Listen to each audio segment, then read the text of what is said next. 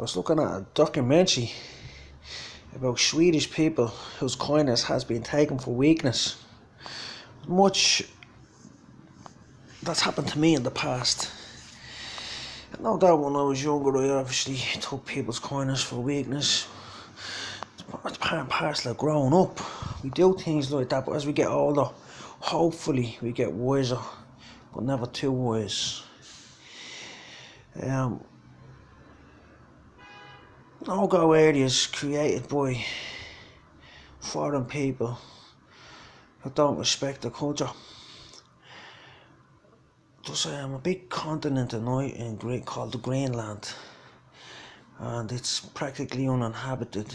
We didn't have the technology or the will to inhabit it before, to make use of it, but now we do. A lot of people are complaining, particularly those people who came from abroad to these countries. I'm just using Sweden as an example.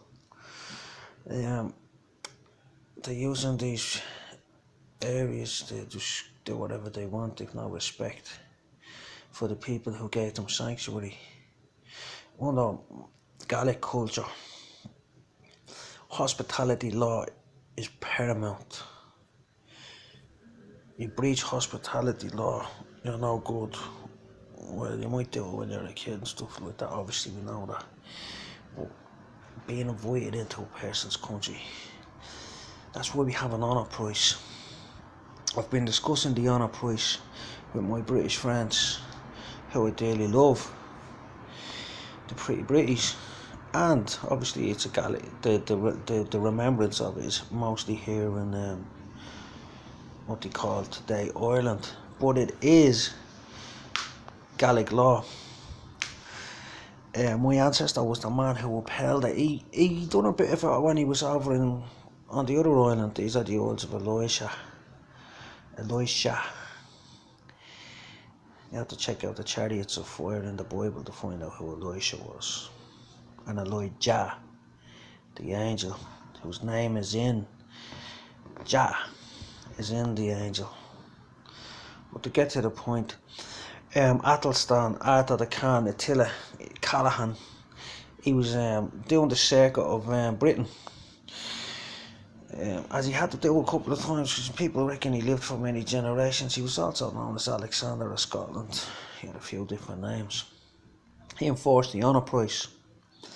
And the honour price is something that has to be held for 4 generations. For instance, you get a lot of people running around up north going, the loyalists, they're imports. They're here 4 generations. They have every right to be here, as you have, as long as they uphold law. There's always going to be certain troublemakers. But you know, Genghis Khan, Temujin, the Mongols were the most troublesome set of the shitebags. And the Merkit tribe, they stole his children and stuff like that. What he done was he wiped out all the men in the Merkit tribe and assimilated all the women into his tribe. Now you can't tell the difference between the Mongols and the Merkits, really. There's no difference. Except when the rule of law, be of Oni faith, be of one faith. This is what Genghis Khan says. Be of one faith, the Oni. Be strong. And he also says, appear weak when you are strong. He said, be of one faith, that you may live long and happy lives and defeat your enemies. So basically,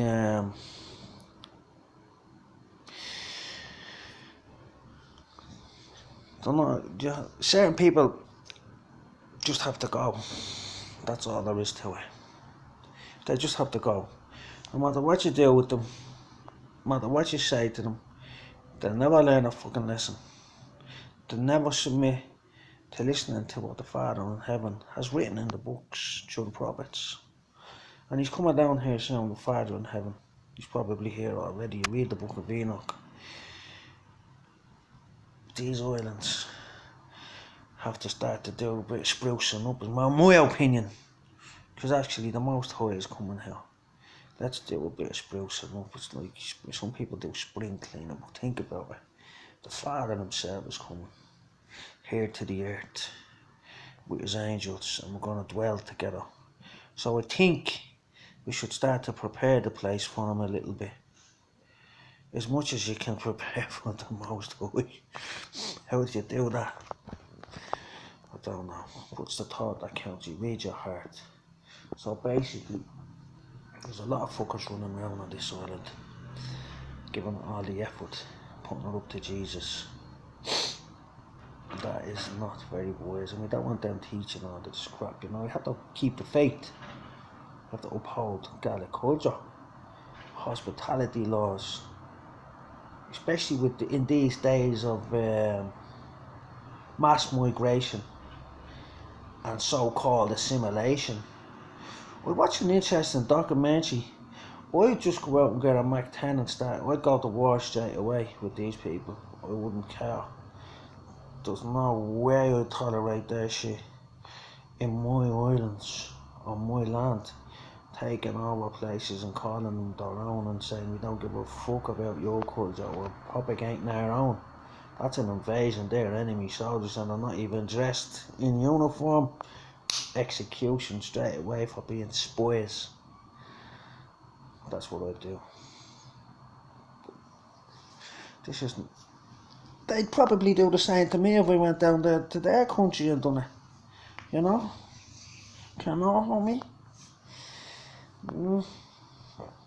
When you give someone a little bit of meat cost a suit cost and they don't want to take more than what you have, you don't want to behave, the women aren't safe, that's a very bad sign for the man.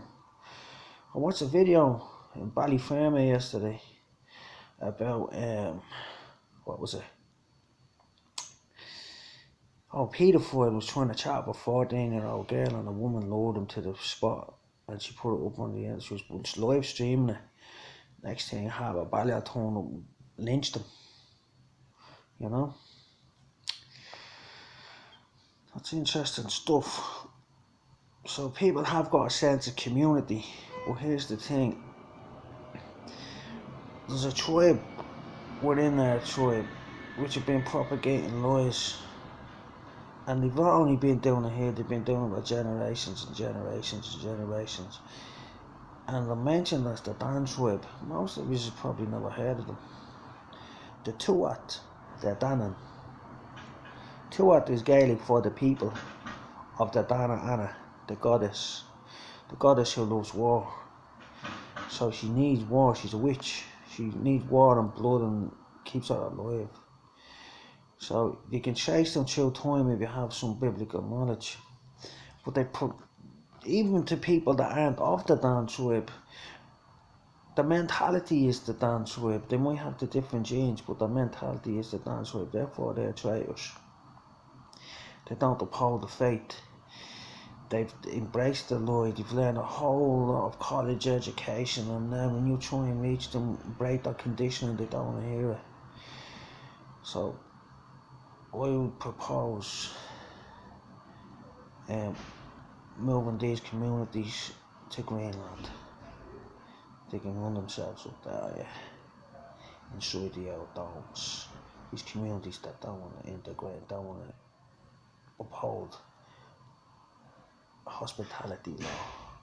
Hospitality law is very important.